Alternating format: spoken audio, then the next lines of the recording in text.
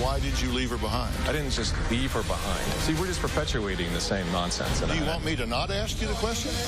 Why was her friend the prime suspect? Did you kill Robin Gardner? Absolutely not. There's no doubt in my mind she drowned. It happened to two other people just afterwards as well. Both of their bodies were found.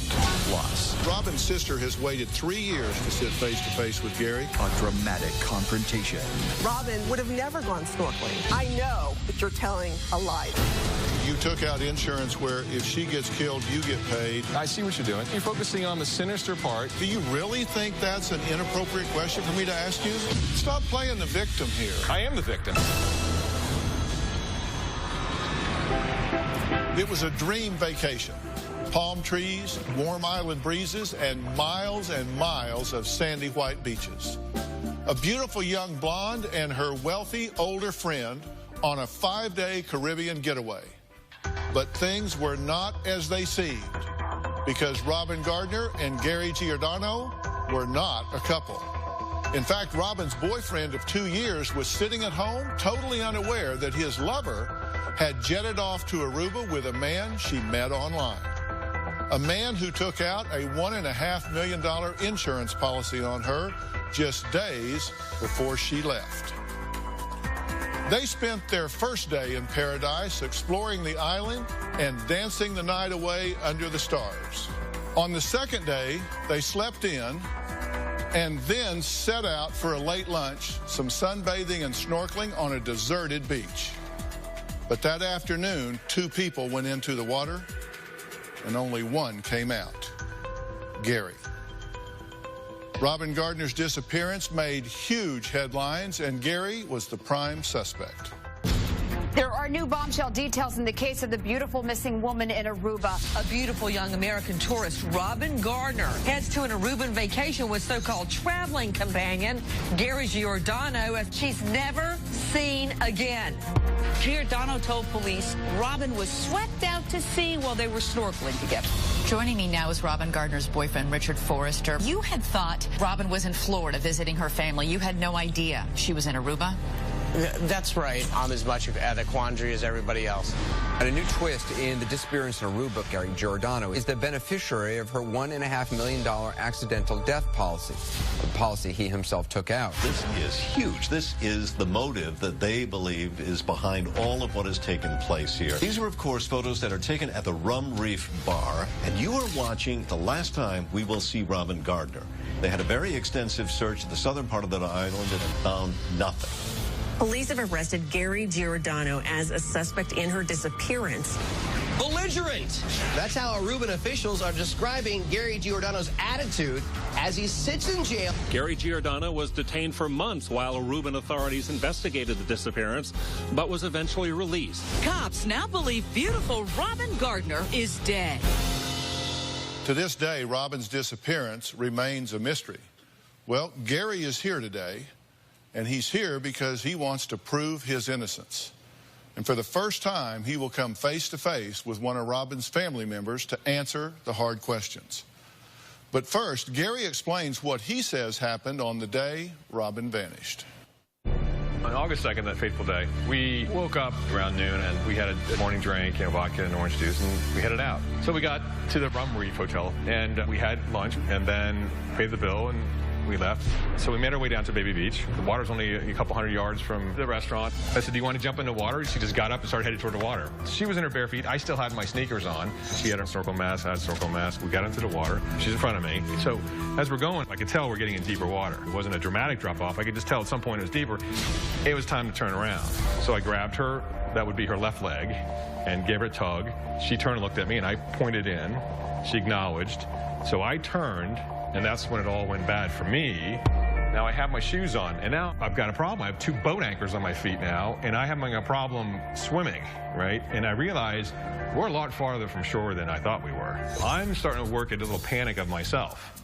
I'm not thinking about her because she didn't have shoes on. So there was no thought in my mind that she was in any kind of trouble. When I hit that shore, I feel like your heart is just going to split out of your chest. And then I turned and looked, and she was gone. At this point, Gary says he got out of the water and ran 200 yards back to the Rum Reef Bar and Grill to look for help. I came back around to the restaurant, nobody was there. I heard some people talking, and then I turned and asked the women, can they call emergency, because I don't know the number there. Coast Guard showed up, helicopters showed up, police showed up, search began. I told them what happened, her shoes were there, her dress was there, and now it's nighttime. One of the Coast Guard said that they're not needed here anymore that evening. Hardly had any sleep. Next day, I met with the U.S. consulate, and she said, do you want to call Robin's mother and let her know what's going on? The first response from the mother was, did the alcohol kill her? And she said, you went in the water during shark feeding time. It just seemed a little cold.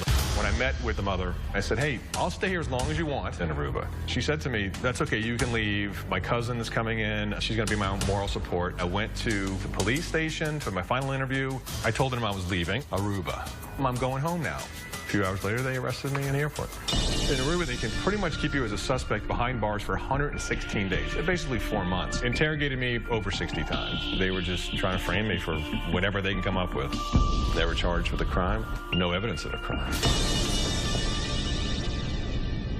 Okay, Gary, let's just jump right into this. Tell me, what's your goal in being here today?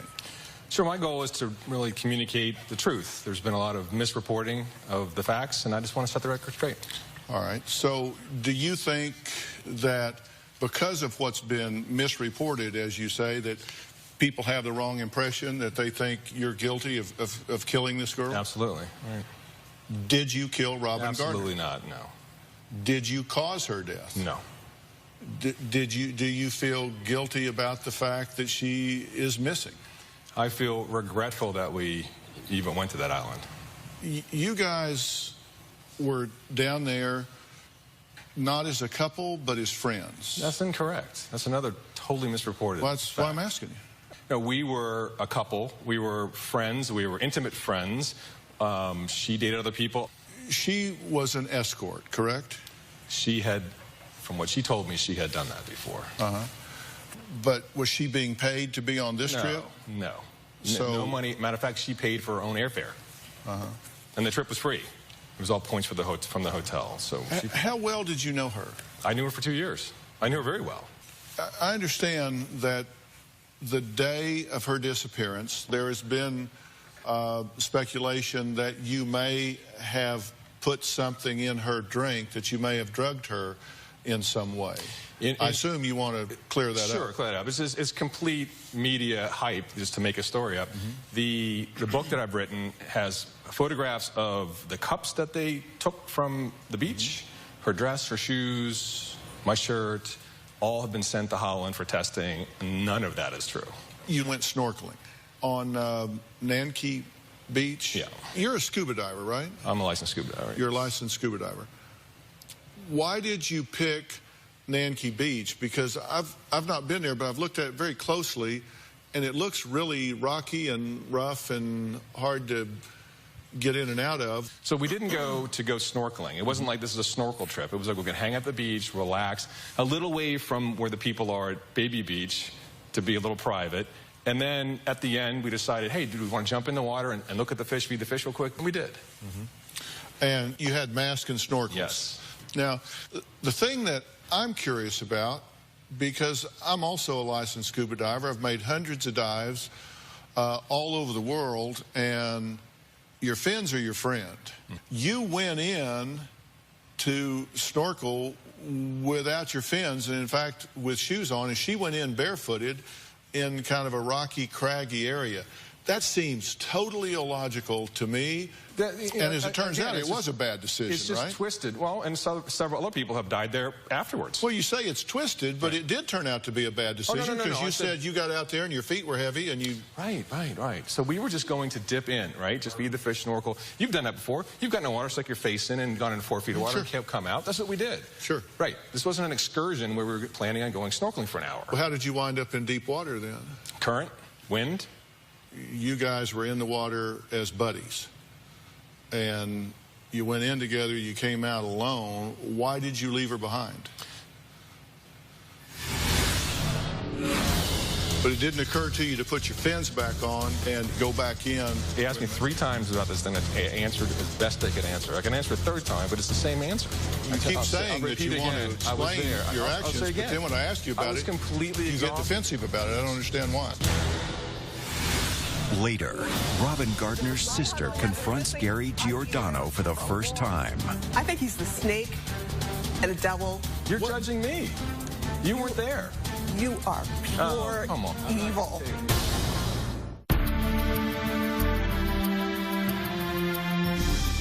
Why did you leave her behind? I didn't leave her behind. I turned and had trouble. I had no thought that she was in danger. If I thought she was in danger, then I would turn to help. I'm the idiot that had the shoes on and went out too far. And now they're absorbed water and they're heavy. So I was the one in trouble. I didn't think she had any trouble. I didn't just leave her behind. See, we're just perpetuating the same nonsense. And do you want me to not ask you the questions? No, go ahead. No, go ahead. I'm just saying that... You want me to ask you the questions so you can respond or you don't? That's fine. That's fine. I'm just saying that I'm telling you what happened. Back to being buddies in the water, you went in as two and came back as one. Mm-hmm. That doesn't seem like a very good buddy system. It happened to two other people just afterwards as well. Two other Americans. The same thing happened. Mm-hmm. Mm-hmm. Husband and wife swimming together at BB Beach. Right? The woman drowned. 48-year-old woman drowned. She drowned 4 weeks after I was released out of prison. An NBA basketball player, a year and 4 days after Robin's drowning, drowned there as well, right in front of his wife. Mm-hmm. And why is that? Why do those people do? You're telling me this for a reason. Well, I'm telling you for a reason. Say people drown. It's in extremely this area? dangerous there. I found out when I got back, and it's in the book. I did a lot of research to put this book together. It turns out that they had signs already made with the International Red Cross, with the Aruban government, some other governments. They already had these signs printed saying, big, huge signs saying, riptides, currents, swim at your own risk, wear life vests. They kept them in a warehouse. Okay, Robin would still be here if that sign was up because he wouldn't have gotten in the water. The American woman, too, and the other man would have been alive. So American woman and an NBA player. Mm-hmm. Both of their bodies were found, but Robin wasn't found. That's correct. Why do you think that is? My understanding is a lot of people, natives and other people that have come from Venezuela to come to, illegally to come over to Aruba, that are dropped off there at Baby Beach, is the southern part of the island. When they swim to shore, their bodies don't show up, but it's just not reported. You can't tell me that there's nobody else, nobody in Aruba has ever gone missing at sea. Now, once you're in there, you're on ground, you're safe, you turn around, she's gone. Gone. Why not get your fins, your mask, go get her? You are the most immediate trained help there. You are a certified scuba diver with gear in your car, fins and mask. Why didn't you go back in the water after your friend? The same reason why I called the Coast Guard, and none of them got in the water. I stayed there till dark, and not one single person got in that water. You knew that hours later. No, I'm asking you at the moment. Because it's dangerous. I'll tell you why. Because I just came out. I fought for my life to get back. I'm exhausted. I'm completely exhausted. My heart's pounding out of my chest, exhausted.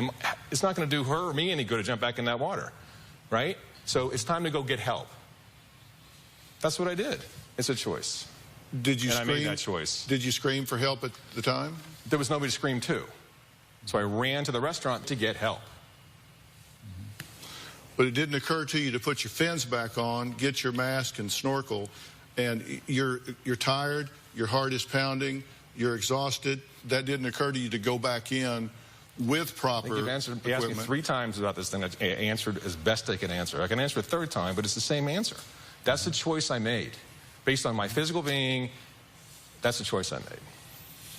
Okay. Well, I'm asking you because I'm not understanding your mindset time. You keep saying that you want to explain your actions, but then when I ask you about it, completely you get defensive about it. I don't understand why. I'll explain it again for the same way again. Well, I'm not dumb. I can follow you. I promise I'll keep up. When I was there, as exhausted as I was, right, I decided to go back in the water. It was not an option. It was not an option. Mm-hmm. All right, so you go to the restaurant at that point, and you said it was full of cars and people there. That was when you left, right? When you got back. Storm shutters are closed. It's sealed up like a tuna can. Yeah. Right. So they buttoned up and gone home. You went the last place you saw people. Right. We'll be right back.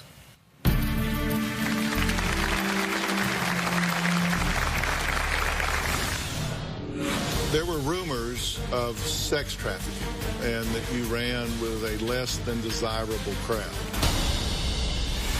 And later... You're focusing on the killing part or the death part. That's kind of... I see what you're doing. Well, she's missing. But stop playing the victim here.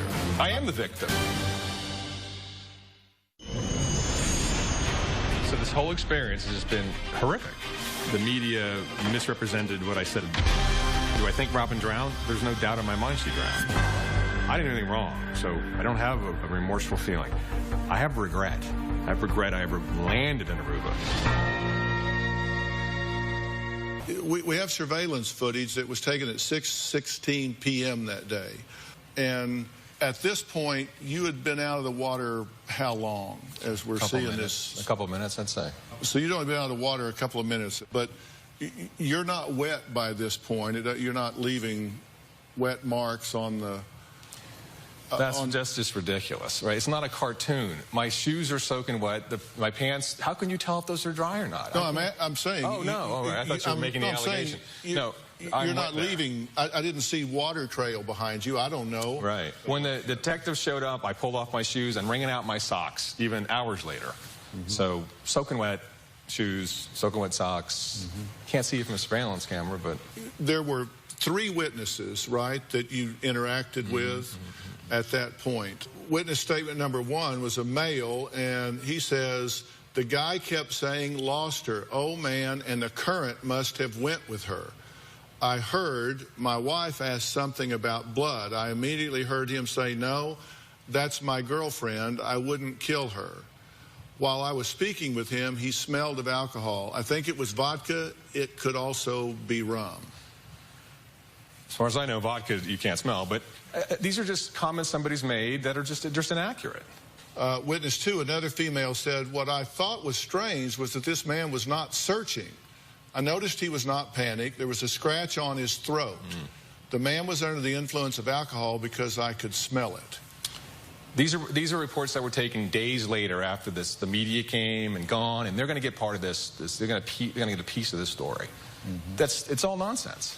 So you think they were dramatizing this to inject themselves into the story? And it's repeated in the book how many people have done that. Okay, so you were not smelling of alcohol at the time? No. You didn't have a scratch on your neck? That's right. You put up that picture right there is just a couple days after. Do you see a scratch on the throat? No. And there's a detective, the head of detectives, he even wrote on his report that I kept on looking at my watch saying she must be dead by now. I haven't worn a watch in 20 years. There were rumors of sex trafficking and that you ran with a less than desirable crowd.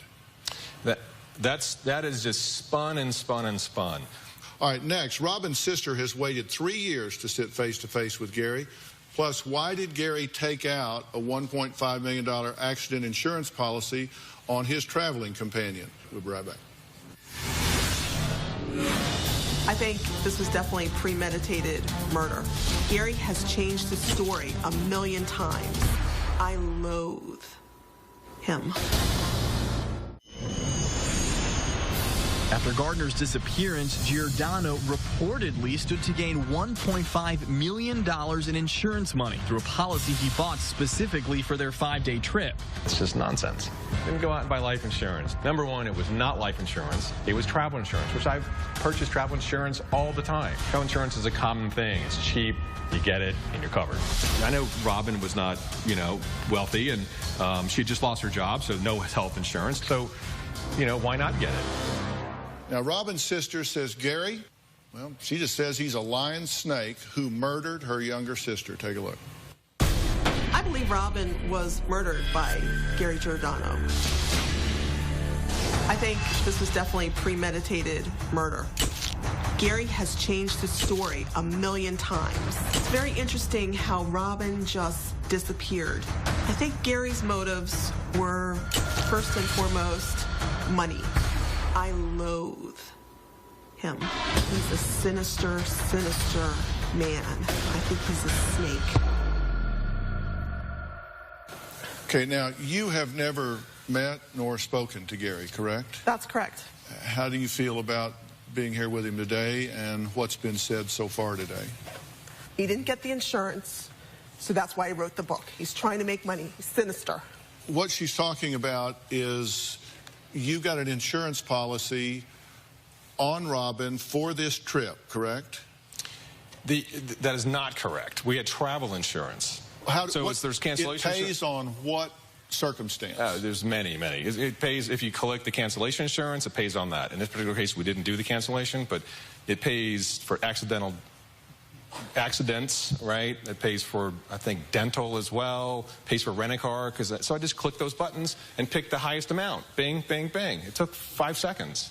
Okay, so you had insurance that if something happens to her, where she dies, you get paid, and if something happens to you and you die, your mother gets paid. No. So when you purchase the insurance, right, you purchase the insurance, and just like any other insurance you purchase, if you don't specify a beneficiary, it goes to your next of kin, okay? In my case, I went ahead and made it clear, because I've purchased travel insurance in the past. I want to make it very clear where it goes to. So we filled out another beneficiary form and said, I want my mother to be the beneficiary. And then I said, hey, do you want to make somebody else? And she says, yes, I want to make you the beneficiary. So that's a yes? You took out insurance where if she gets killed, you get paid, and if you get killed, your mother gets paid. Yes. Well, that's either... And also, if she broke her arm, you know, there's all kinds of other stuff. You're focusing on the killing part or the death part. That's kind of... I see what you're doing. Well, she's missing. You see what I'm doing. What is it that I'm doing? No, you're focusing on the sinister part of just hitting that one point to say this, what he's doing. This is what, you know, he clearly did for Gary, this reason. Come on. You are here because you think people believe you are guilty of killing her. So we're talking about taking out insurance for her death. Do you really think that's an inappropriate question for me to ask you? I'm just making it clear because it was spun out that it was that I went out and purchased life insurance. Did not. But stop playing the victim here. I am the victim, and Robin's the victim. There's two victims here. I am asking you the questions that you say. I spent 4 months in prison and never been charged. I'm a victim. I'm asking you the questions you say you want to clarify. I'm giving you a chance to clarify that. I am. Amex says the policy that you took out was very unusual. They're selling insurance. How is it unusual? I don't. You didn't take out trip cancellation. Of course not, because it was free. So why purchase cancellation insurance? It would pay out nothing.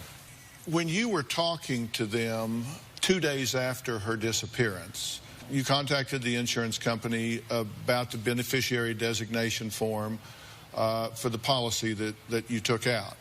But before revealing that Robin was missing, he took the time to school the representative on how to be a better employee. And here's what you said.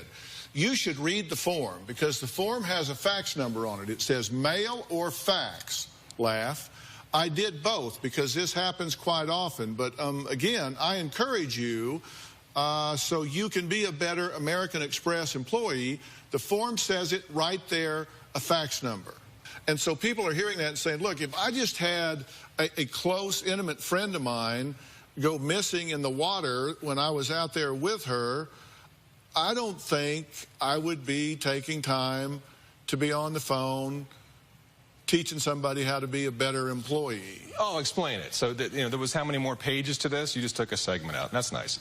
So what happened was my lawyer told me... Is your insinuation that that's cherry picking to make you look bad? Absolutely. Okay, well, then add to it. Fix it right now. I'm just setting it up. Fix it right now. I'll fix it right now. So my attorney told me that, and this is before I was arrested or anything, my attorney said, you need to call your insurance company, let them know about the situation. If Robin's mother's coming in, they could pay for that. See if your insurance company pays for that. Plus, the helicopters, the scuba divers, whoever else, sometimes they are civilians, and they'll charge you for that. So he made a recommendation for me to call. He even put an affidavit that's in the book said he told me to call. And it turns out the Holland Handbook says, I found out later from my attorney, said the Holland Handbook says the #1 thing you do when a missing person is abroad, you call the authorities, and the second thing you do is you call an insurance company. And just so happens I did exactly that. And then they say that was strange. How is that strange? Well, we actually have that. In terms of his immediate travel plans, Gary shares this with the rep. I'm going to stay down here until the body is found or until at some point they stop searching. I just want to know what I'm covered for, and I've got to change my hotel, extend that. I've got to change my air flight. I've got to extend my rent-a-car, and I just don't want to start incurring all of these costs to find out I did it wrong and didn't notify you at the proper time. Right.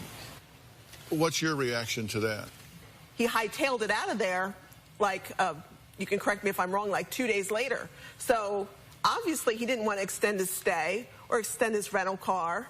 I mean, he got out of there fast. He was trying to, and then authorities got him off the plane and then went from there. That's my understanding. You were on your scheduled flight to leave. Yes. That's all inaccurate. I mean, I really feel bad that you have... No, I do. I feel bad that the things you've heard, I would be as angry as you are now. I'm here to say, I wish you'd read the book. Give it up, Gary.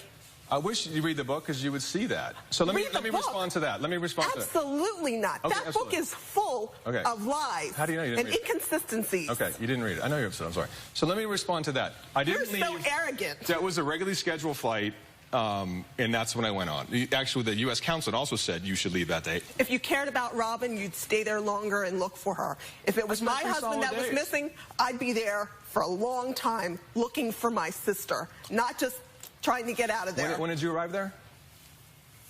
I wasn't there. I'm saying if that were to happen to me. Your sister was there and you didn't, so you would say you would do that, but you didn't do that. You're judging me. You weren't there.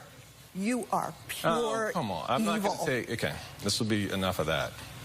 All right, let's take a break. There are some inconsistencies in Gary's story that Danielle points to. We'll talk about them one by one when we come back and give Gary a chance to clear them up.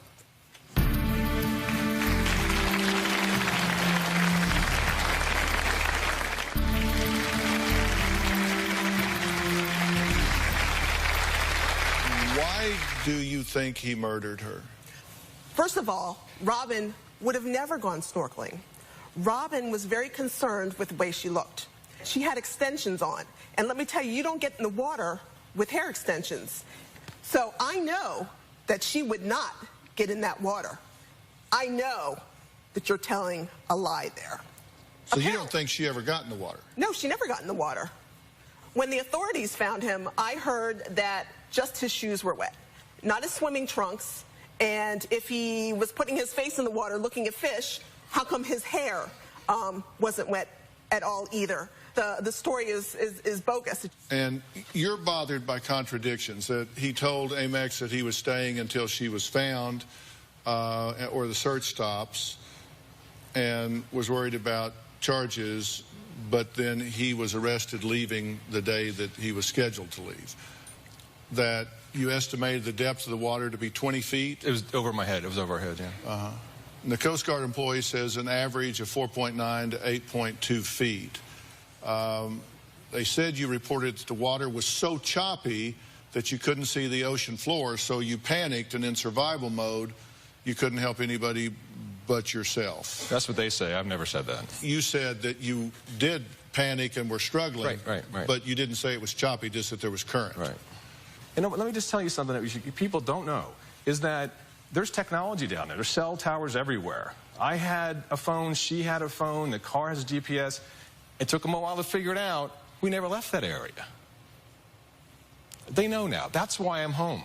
That's why they've never charged me with anything. That's not why they didn't charge you. Oh. They didn't charge you because Aruba cannot charge you unless they have a body. That's not correct.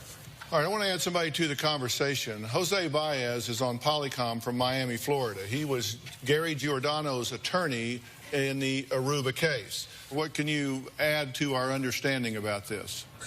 Gary made 6 to 8 statements to law enforcement, going over the facts again and again and again. He was very consistent, every single one, and those statements never went anywhere. Gary had never been to Aruba before in his life, and I think it's incomprehensible for someone to think that he would go down there with the premeditation to commit murder and make a body disappear. But one thing he is not is a killer. So where do you think Robin Gardner is? I think she drifted out to sea like many of the other people who drowned in that beach. And it's true, those signs were put up way too late. And the day that Aruba put up those signs, they should have issued an apology to Gary Giordano. You're shaking your head while Jose's talking. I'm just appalled. He has lots of inconsistencies in his story. The only reason they let him go is because there's no body in Aruba. I disagree. That's not, I was there I took 5 or 6 trips down there. You know, I think Gary did what he could for Robin, and he stayed there. He did what he could by going around that restaurant, going like this, all calm. I tell you, if it was my husband, I'd be screaming. I'd be, quickly finding someone. I'd be going absolutely berserk. I would be staying down in Aruba. There was not a single time where you went to Aruba for your sister, and you're criticizing Gary, a guy was a casual friend of your sister, for staying a couple of days? Was she a casual friend? Was she a business partner? Or was she an intimate partner? I mean, there you go. There's an inconsistency, Who was she? Who was she really? If that's the worst inconsistency you have to call a man a murderer, I think it's just a bit much. And the form says, it doesn't say business partner, it says partner. Well, let's take a break. Next, just 2 years after Robin's disappearance, Gary was arrested again. We're going to find out why when we come back.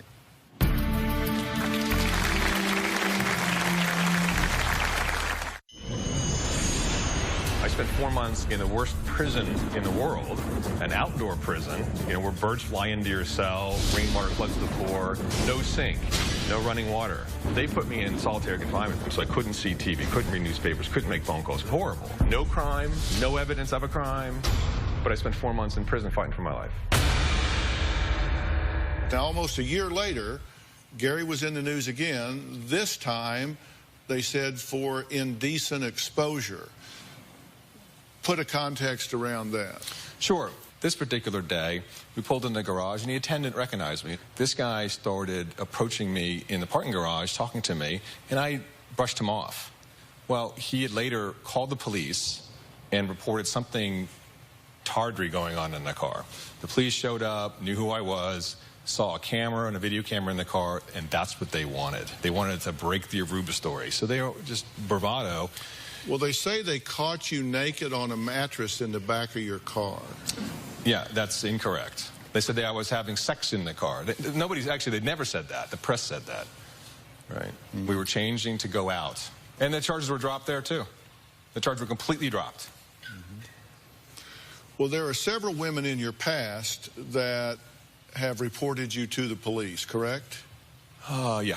There's been a restraining order that was filed because this was from your ex-wife saying that she feared that you were going to physically harm her, and she accused you of domestic violence.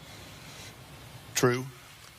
True, she did that, yeah. Yeah, true, she did it. I'm not saying that you agree with her. Right. I'm just saying that she did it. Then Connie, your second wife, said that you were very aggressive, that you came home drunk. So let's start from the top. Okay. Right, so my first wife, I left the home because she assaulted me, and I called the police. And then in the book, there's emails of me saying, I'm not coming home because I'm afraid you're going to call the police and turn it around. She writes an email back, I would never lie in court. This is 10 years ago. I would never lie in court. You never harm me. You've never harmed the kids. It's in the book. Straight email, still on the Yahoo server in California. Mm-hmm. She's a liar. Connie, I have in the book also her note saying the demise of our relationship was her hitting me. Valerie Burke is another woman that she charged you with assault. Yeah. She said you choked and slapped her. Right. Did you? No.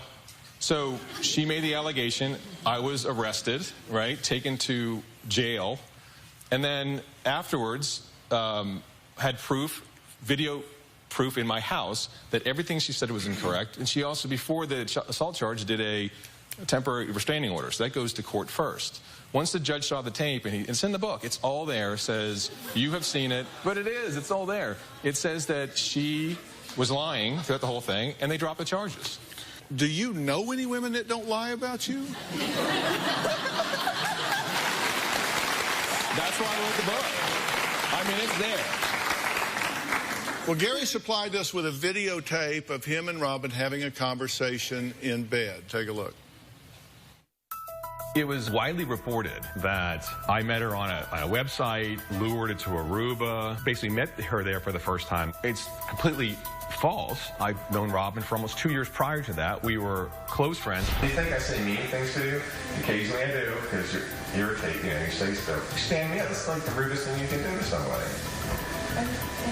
And I'll give you some, I need a little bit of rope, but, 3 times in a row is getting kind of boring. You can see we were close friends. That's why I provided that to the show. Did she know she was being recorded there? Yes. Why record that? What was your point? We, as I said, we recorded, we were consenting adults, and we recorded, that's just a piece of the tape. first piece is intimate, that conversation, and then it ended. Next, Gary has never taken a polygraph to prove he didn't have anything to do with Robin's disappearance. And he has a reason why. We'll find out when we come back.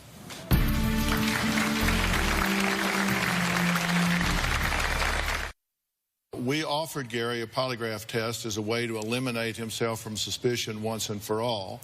We said we would set up and pay for one of the best polygraph examiners in the business, Jack Tremarco. He denied our offer. Why did you deny the offer? I think the court of the legal system has vetted me completely. The court of public opinion is out forever, and this won't solve anything. And what you want people to understand about you as a final statement would be what? That I'm innocent. And that Robin was swept out to sea to a place that was dangerous, and it should have been reported when they had the signs up before. We wouldn't have gotten the water. I think negligence took her away. All right. Any final statement that you would like to say? Yes, I'm here to honor my sister, Robin Gardner. She was a beautiful young woman. She was wonderful. I miss her terribly. And I believe in my heart that you are responsible for her disappearance. Okay. I want to thank my guests for being here today. A special thanks to Jose Baez for being here and weighing in. Guys, thanks for being here. We'll see you next time. So long.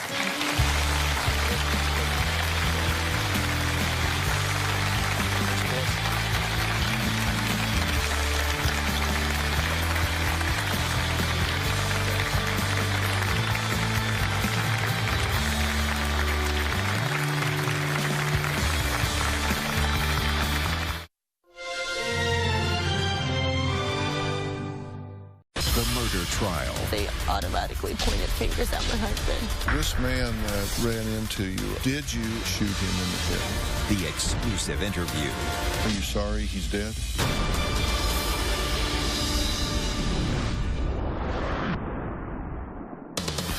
This is the Barajas family. When they took this photo, they had it all. Love, health, and happiness. Then, one fateful night in December 2012, everything changed. David and Cindy Barajas had no idea that when they left for a family dinner, their world was about to be torn apart.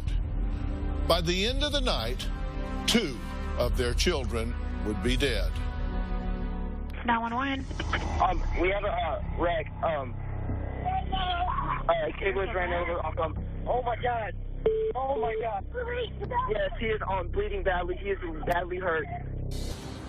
Then, after facing every parent's worst nightmare, this loving father, David, would soon be facing life in prison, accused of murdering the drunk driver who killed his sons.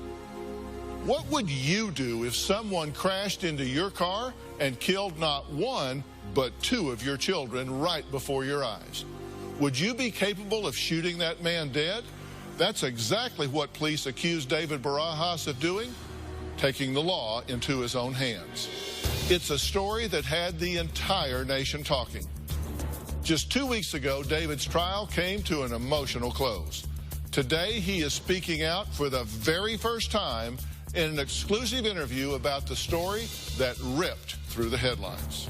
2 brothers were hit by a car and killed while helping push their family's broken-down truck up the road. Investigators say the driver of the car who hit them is also dead. Jose Banda, 20 years old, was found in his car with a single bullet wound to his head. Witnesses reported hearing gunshots shortly after Banda's car slammed into a disabled truck. Yeah, there's a gunshot. There's a gunshot. Somebody's shooting a gun over there. Go. Prosecutors are trying to prove that as his children lay dying in the street, the grieving father took the law into his own hands, fatally shooting Banda in the head. Investigators spent the morning inside the Barajas home, executing a search warrant. We turn now to a small-town murder that has many asking, was it a revenge killing? Prosecutors say Banda was shot and killed by this man, David Barajas, who had just lost his 2 sons in a crash involving Banda. Barajas' DNA was found on the victim's car. and a .357 ammunition was found at his home, just 100 yards from the accident scene. Prosecutors told the jury that the evidence will show that he was seen confronting the victim, Jose Banda Jr., right after the accident, and that witnesses saw him approaching the victim's vehicle right before they heard a bang. Not guilty verdict for a Brazoria County father. Acquitted of murder charges after prosecutors argued he shot to death a drunk driver who had killed his 2 sons. The 32-year-old cried when the not guilty verdict was read. The jury deliberated for less than 3 hours. We believe that Mr. Barajas committed this crime, and we also know that the jury did not believe that beyond a reasonable doubt. We respect that. According to the prosecutor, David got away with murder. What do you think? You may have one opinion right now, but once you hear David's side of the story, you may change your mind. David and Cindy Barajas sat down with me, along with David's criminal defense attorney, Sam Kamek, to describe what they say happened that night. Hello. Hey, how are you? How are you? Hi. Sam Kamek. Sam, Phil McGraw, good to meet you. Hi. Cindy Barajas. Cindy, good to meet you. David, Dr. Phil. First off, let me say, as a father of 2 boys, I am so terribly sorry for y'all's loss. I can't even imagine what it must be like for both of you. This is an important story to tell, and I want people to understand the gravity of what's happened here. Tell me, just in your own words, what happened that night. We were going out to eat. I let my sons choose where they wanted to go and chose the Gringo's Mexican restaurant there in town. After that, we went to Walmart. It was close to Christmas time, so we were letting them look around so that we can see what kind of things they wanted and get some stuff for the baby. The baby was 3 months old, right? Yes, sir. And then you had a daughter. Yes, sir. Who's 8. So all of y'all, there were 6 of you together, right? Yes, sir. Yes, sir. You decided to go home. About what time did you leave there? Around 11. I was driving. That's when the truck died out. 300 feet from the home. Did the truck run out of gas? I do not believe so, sir. The truck had fuel. Those trucks are notorious for engine problems. My fuel gauge was reading that I had fuel. I know in the media and in the tabloids, everybody was saying he ran out of gas. How could you run out of gas knowing? But we had fuel. The truck had just died. I remember looking at the gas tank and it saying there was more than a quarter of a tank of gas. I remember looking at the gas station and we kept going. I was driving and I decided to get out and push. We called first, a lot of people. I did call. I called my father, my brother, a good friend of mine, and just my luck, nobody answered. And I called repeatedly before we got out of the truck, so we were still sitting in the truck with the hazards on. We were going to walk across the street because it wasn't that far from our home, so we figured we were just going to all get out. Was your house up ahead on the left-hand side? Yes, sir. Is there a shoulder on the road? Or? No, there's a ditch. I assume when you get out of the truck, these boys want to help, right? Yes, sir, that was it. I didn't ask them to get out. That road is dark. There was no lights in sight whenever I got out. They kind of followed me. So Daddy gets out, the boys get out, they want to help Daddy. They wanted to prove how strong they were. And my 11-year-old wanted to prove that he was stronger than his 12-year-old brother because he was bigger in size. So he's like, I can push it by myself, watch. You know, people sit there and say that we're not responsible parents. We have to live with 2 life sentences. Parents are not supposed to still be here longer than their children. We're supposed to part this world before they are.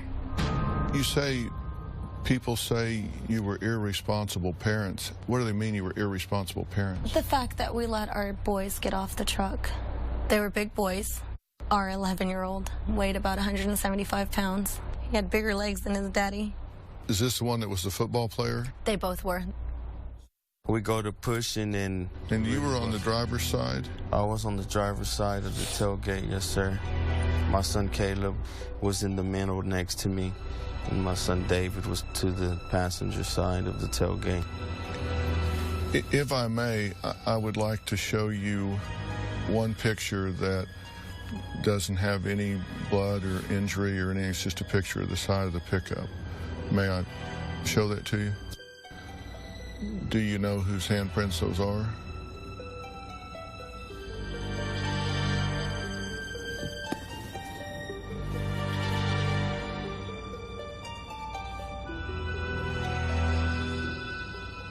I've never seen this picture before, but...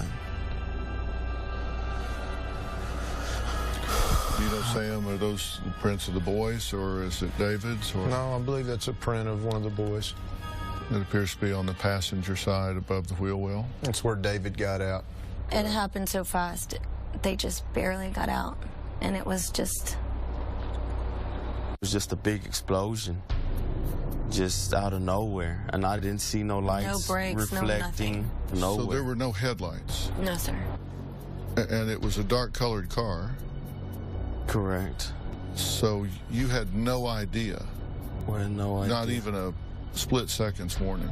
Cindy, how long were the boys out of the truck before the impact? They had just got out and barely started pushing. Just enough time for me to get in the driver's seat, look through the mirrors, and then give a little push, and the next thing you know. You slide over to steer, and then explosion. What did you think had happened? I didn't know what happened. It was so fast. It was just like out of nowhere. It threw me. I ended up in the ditch on this side of the lane.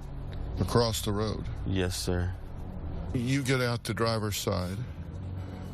I run around the front to get my daughter on the other end so that she doesn't try to get off the truck. And you wanted to keep her inside? Yes, sir.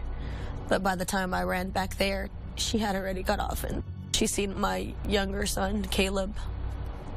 Has she told you what she saw? She told me that she seen him without his leg. He was trying to stand up, and he didn't have both legs. So he fell back down, and he was calling for us, so I didn't want her to see that, so I grabbed her and took her and my baby to some, people that were on the side of the road. I just got to explain to her that, everything's intact now. I don't want her, remembering her brother like that. She's just a 10-year-old little girl, and she was born into having her two big brothers, and that being taken away not from just us, but from her too. And what was her reaction at the time? I just remember her screaming. You then take her to some people that had come to the scene. They're just bystanders. Yes, sir. So you can go back. I ran back towards the boys, and David's my oldest, and he's the one that was in the ditch. And where were you at this point?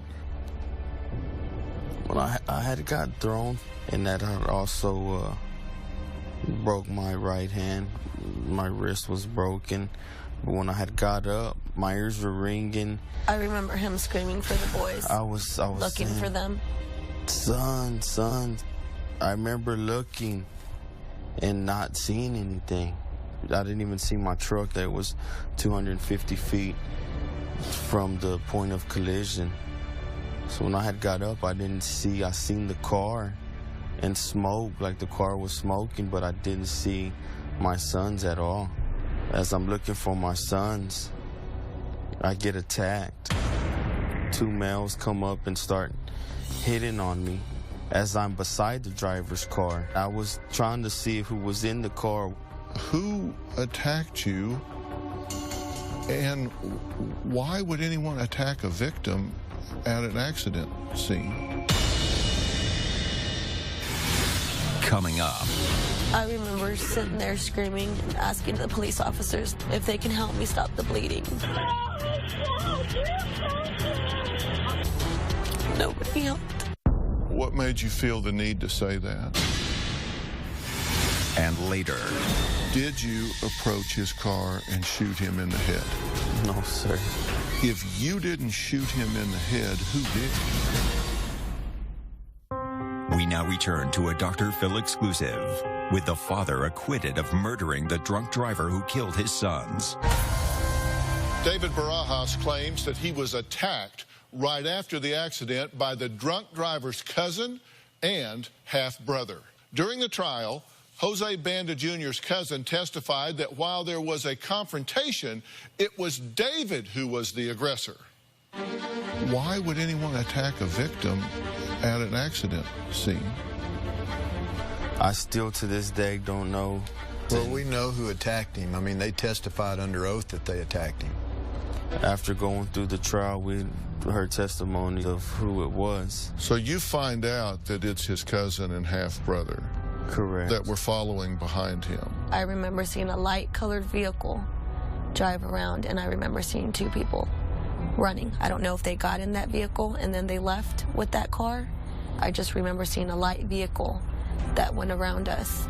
I had to get out of the way because they were going right past me. And Dr. Phil, she described that to the first responder, that she saw this light-colored vehicle with three-spoke rims come in and leave the scene. Now, they're gone, and this is when you start finding Caleb and then ultimately David, because this all happens before you've ever even gotten to your sons. Correct.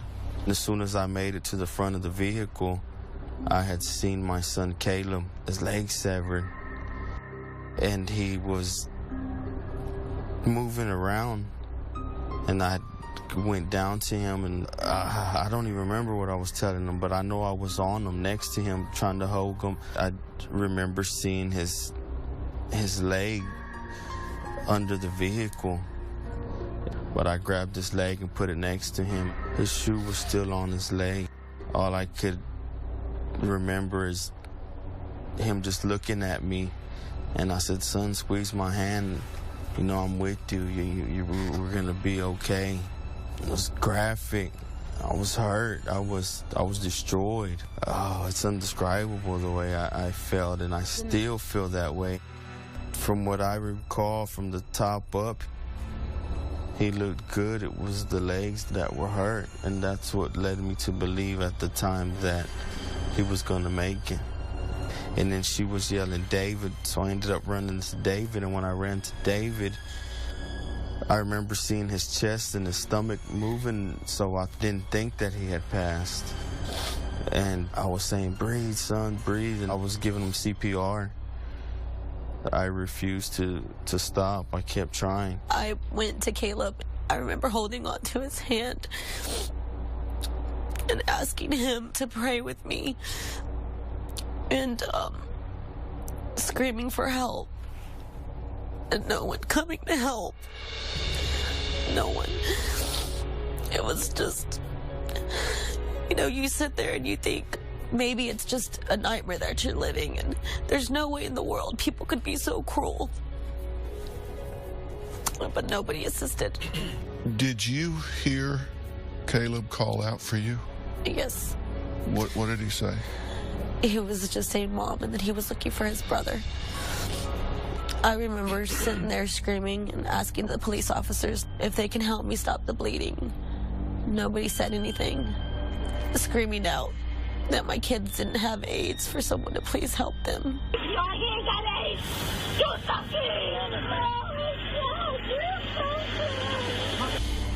Nobody helped. What made you feel the need to say that? Because they didn't want to touch them. Why do you think that is? I have to tell myself that maybe it was graphic for them, and they just didn't want to hear our cries. Once the ambulance showed up, it was so graphic, they kind of were like hesitant to get him. He had to pick up my son and put him on the stretcher. And put him on the gurney and helped them load them. David, when you were with Caleb, did he speak to you? I don't remember him speaking to me at all. He was more in shock. I seen eye movement and I seen him moving, but he didn't talk to me. I held Caleb's hand, and at first I told him everything was going to be okay. until I seen all the blood. And I remember asking him if he knew what we learned about resurrection. And he squeezed my hand and he nodded yes. So, you know, just the thought that he still had hope and faith. David, what were your last words to Caleb? I love you, son, and I'm sorry that all this happened. And you're going to be all right, son. You're going to make it. I love you, and I'm going to the hospital with you. That were my last words. Coming up. He said that it was a crime scene and that I needed to leave. I asked him, I said, how is it a crime scene? And he said, if you step near here again, you will be arrested. They threatened to arrest you if you went to your dying son's body. Yes. We now return to Dr. Phil's exclusive interview with David and Cindy Barajas. David Sr. was standing behind the truck in this area, and Caleb was in the middle, and David was on the outer portion. Probably within 8 to 10 seconds, there was this huge explosion. Caught in the collision were David Barajas and his two sons. According to police, 12-year-old David II was pronounced dead at the scene within sight of the family's front yard. Was David conscious when you got to him? He was laying there. I didn't see anything wrong with him. I didn't see anything wrong with David. A little bit of blood from his nose. I didn't think that he was dead on impact. I remember touching his stomach, and he felt cold. He wasn't breathing. At what point did the two of you realize that both of your sons were gone? He never realized. He didn't stop giving mouth-to-mouth to my son. He was still holding on to him. But they didn't let me go back towards my kids. They said that if I did, I'd be arrested. I wasn't allowed to go to the hospital to be with my son, who was still alive when he left on my flight. They threatened to arrest me if I did leave. He said that it was a crime scene and that I needed to leave. And I asked him, I said, how is it a crime scene? And he said, if you step near here again, you will be arrested. So even though my son Caleb was still alive, So they threatened to arrest you if you went to your dying son's body? Yes. After they took him in the ambulance, they said that he had passed out and that he was in and out of consciousness. Now, this man that ran into you, I understand that he was like twice the legal limit intoxication-wise. Is that what you understand? Yes, sir. Did you ever talk to him? Did you approach him? Did you have any interaction with him at all? No, sir. My only approach was when I had tried to approach the car at the very beginning and had got attacked. You never spoke to him? Never spoke to him. I never went back to the vehicle. You remember him yelling anything or asking anything or saying anything? No, sir. I was too occupied about the children. I didn't go back and check on anybody in that car. Or. Did you know that he was drunk driving at the time? At the time, no, sir. I mean, I guess one thing that what's important to know is that that was always the state's theory, that this guy was driving, but he was found shot to death in the passenger seat of the vehicle. But he wasn't in the driver's seat? Nobody saw where he was. Nobody saw him in that vehicle. But they found his body, I mean, after he'd been shot, and he was in the passenger seat then, right? Yes, sir. That's what we learned. When you approached the vehicle, were you approaching on the driver's side? Yes, sir. Was there anybody in the driver's seat? I don't recall, sir. I really don't recall seeing anybody. I remember the attacking and then running to my son. Now, his cousin, who we now know was one of the two people that attacked you, Because they testified to that, right? Yes, sir. He testified that you punched the driver. I don't recall ever punching the driver or seeing the driver, but in testimony they were saying that the reason they had attacked me because they thought that I was punching the driver. He testified that I was punching him through the driver's window through the trial, and the pictures were exposed. The driver's window of the vehicle was still up, and the other guy said I was hitting him through the back window. So it kind of really didn't make sense to me. Well, you sure didn't punch him through a closed window. Correct. That's impossible. Did you hear a gunshot? I do not recall any shots. I just remember being attacked and being with my children. That were my first priority. Well, after this Jose Banda Jr. impacts your car and fatally injures your two sons, did you approach his car and shoot him in the head? Coming up. You understand how a casual analysis of the situation, I mean, not digging into the details, someone says there was a family driving along a road, they have car trouble, a drunk driver plows into them, fatally wounds their two sons, and a couple of minutes later that drunk driver is discovered shot dead in his car. First guy I'm looking at is you. We now return to a Dr. Phil exclusive with the father acquitted of murdering the drunk driver who killed his sons. Two teenage boys that had been leaving a Christmas party that night, heading home, they pulled up and saw the wreck and got out to assist. David Barajas Sr. had walked up to his vehicle and said, "Don't let this guy leave. Don't let him leave. He just hit my kids. Call 911. Well, after this Jose Banda Jr. impacts your car and fatally injures your two sons, did you approach his car and shoot him in the head? No, sir. No, sir. If you didn't shoot him in the head, who did? I couldn't tell you that, sir.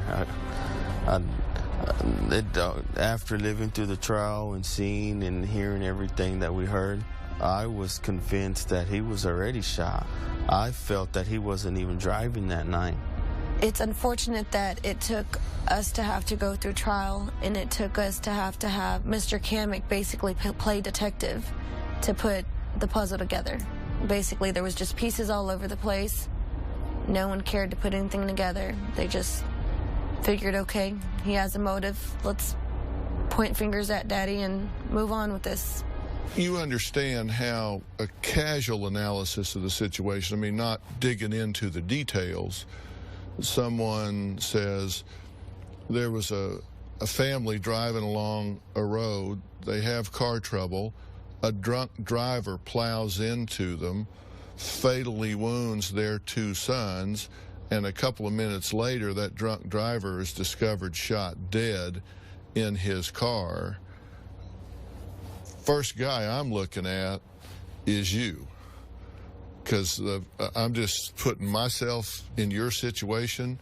I'm not saying it's right, but I'd be lying to say I wouldn't want to shoot the sumbitch. The only reason why, it was a few nights after the boys had passed away. We were laying in bed, and I remember him asking me if I did it. He looked at me and he said, if you did, you know, I would take the blame for you. You know, him saying that, you know, proved to me that there's no way that he could have done it. Why did you ask her if she had done it? I didn't know the details that night. I was struck, I was hit, I was thrown, I was hurt. It was all in and out for me. I didn't really know, and everybody was throwing it on me, and I don't recall it. Have you ever shot a gun? No, now, yes.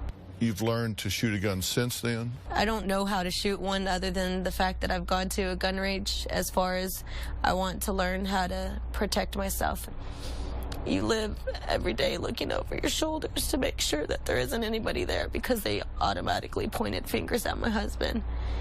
But Up to that night, you had never shot a gun? No, sir. Did you have a gun in your home? No, sir. But they said they found a holster and ammunition in your home.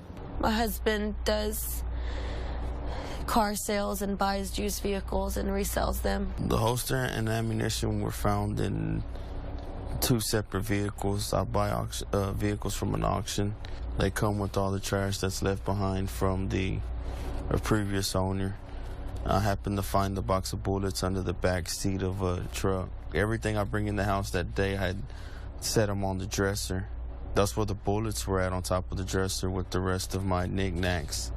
The holster was in the washroom. I actually thought it was like a cell phone holder or like a tool, the little compartments that you can put on a tool belt, on a carpenter's belt. That's what I thought it was. Well, I assume you've shot a gun before. Yes, sir. Yeah. I mean, I'm a Texan. I mean, I don't know if I'd shot a gun in Texas. Did you have a gun in your car? No, sir. Did you ever leave the scene of the accident? Coming up. I've done the math on the timeline. There was some theory that you had run to your house, gotten a gun, come back, shot the driver, somehow got rid of the gun. So you don't believe there was a gunshot at the scene at all? During the trial, David's defense attorney, Sam Kamek, laid out a timeline of the night based on 3 different 911 calls that were placed after the crash. Do the 911 recordings prove that David simply wouldn't have had enough time to kill Jose Banda Jr.? The first 911 call came in at 11:33 p.m. Listen. 911. Yes, we have a wreck. Hey, what road is this, Steve? Hey, what's going on? We have a wreck. Kid was ran over off, do y'all know what county road this is? Why are they screaming? Do y'all need an ambulance? Yes, we definitely need an ambulance. Okay, what happened? I'm not sure. A kid got ran over.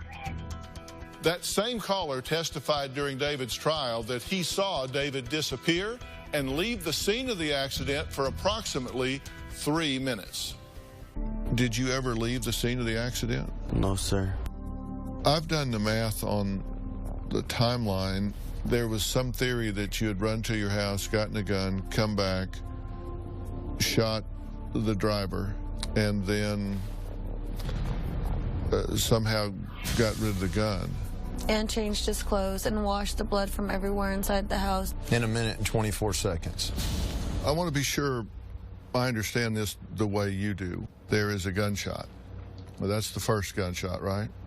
At 11:35:08, that's when the first gunshot was heard. At a distance, we believed. And then 1 minute and 24 seconds later, at 11:37:14, the first police officer arrived on the scene, according to his dash cam. Okay, so that's 2 minutes and 3 seconds after the first call. That's correct. So,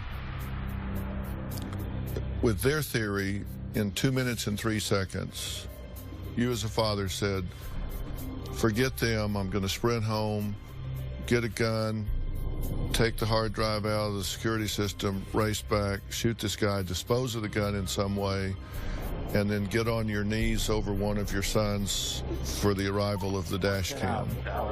And wash the gun residue off, the gunpowder residue. Of course, you got to get the gun residue off your hand.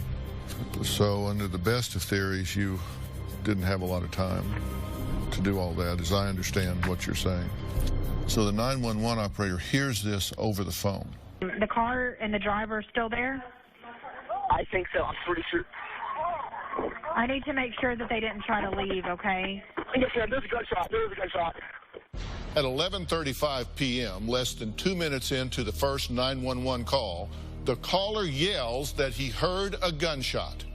According to David's attorney, that left less than 2 minutes for David to run the 100 yards to his house, get a gun, go back to Jose's car, kill him, hide the gun, and clean up his tracks before police arrive on the scene at 11:37 p.m. The prosecution claimed the gunshot heard on the 911 call was David shooting Jose Banda Jr.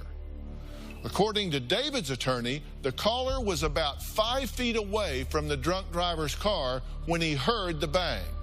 I want you to listen very closely to that portion of the 911 call again. The dispatcher asked if the driver has left the scene. When the caller is responding, "I don't think so," a gunshot is fired. The car and the driver are still there? I think so. I'm pretty sure. I need to make sure that they didn't try to leave, okay? Yes, sir. There's a gunshot. There's a gunshot.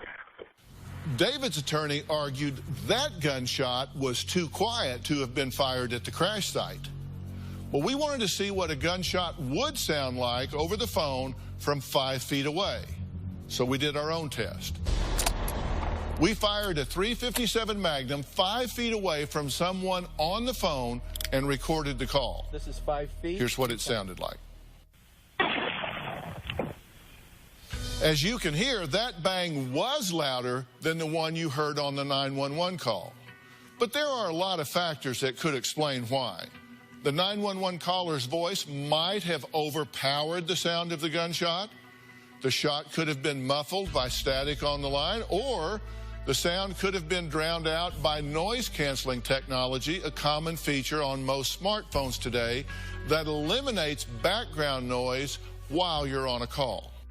These boys had testified that they were within 5 feet of someone described as Mr. Barajas, who was standing close to the driver's door when supposedly a .357 Magnum went off. Well, it sounded like a shot way off in the distance, which we believed it was a half a mile down the road. So you don't believe there was a gunshot at the scene at all? Coming up. I mean, you're grieving the loss of 2 sons. Your daughter has witnessed this horrific scene. How did you feel when you found out on top of all of that, I'm now being investigated for murder? We now return to Dr. Phil's exclusive interview with David and Cindy Barajas.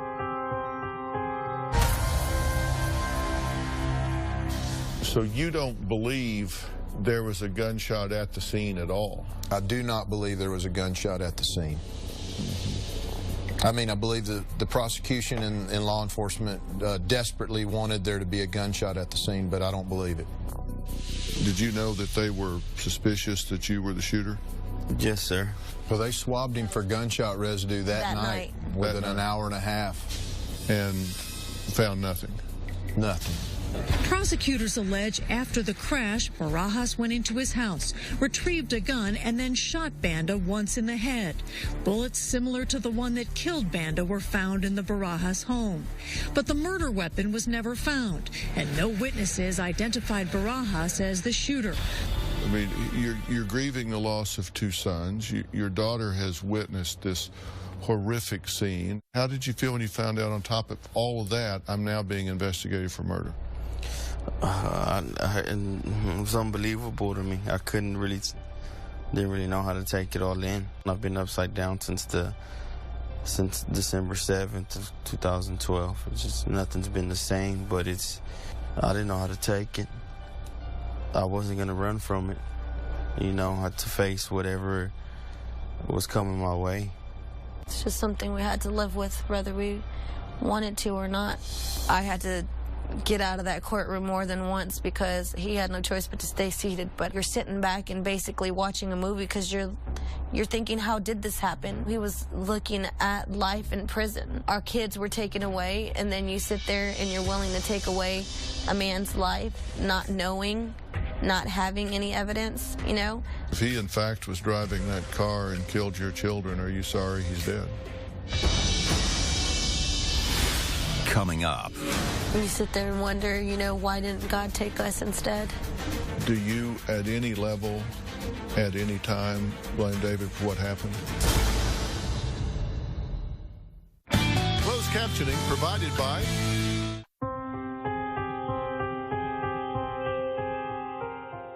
We have barely scratched the surface of this story. Tomorrow, is David glad the man responsible for killing his 2 children is dead? And if David Barajas didn't shoot Jose Banda Jr. on that deadly night, who did? Plus, another news story about a family torn apart in an instant. A popular reality star from the hit show Sons of Guns was arrested on charges of raping a 12-year-old girl. William Hayden is behind bars awaiting trial.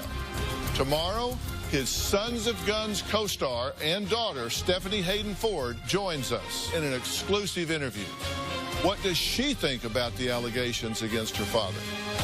Tomorrow on an all-new Dr. Phil. Sons of Guns star arrested. William Hayden's in jail on child sex charges. His daughter's exclusive interview. Your sister confided that he had been molesting her since she was 11. Do you believe there are other victims? Shocking new accusations. Tell me what you say happened between him and you when you were 12. Plus, the shocking police video from the night of the accident. Don't take my baby from me! And the heartbreaking aftermath. You relive it over and over again. Do you, at any level, blame David for what happened? That's tomorrow. Now, we are very concerned about the Barajas family's future. As you know, often we will ask viewers to join us in supporting extraordinary causes. And if you feel that this is one of those cases and you would like to join the Dr. Phil Foundation and support the continuing expenses this family will have as they move through this challenging time, please log on to drphil.com and you can learn how to help. Thanks for watching.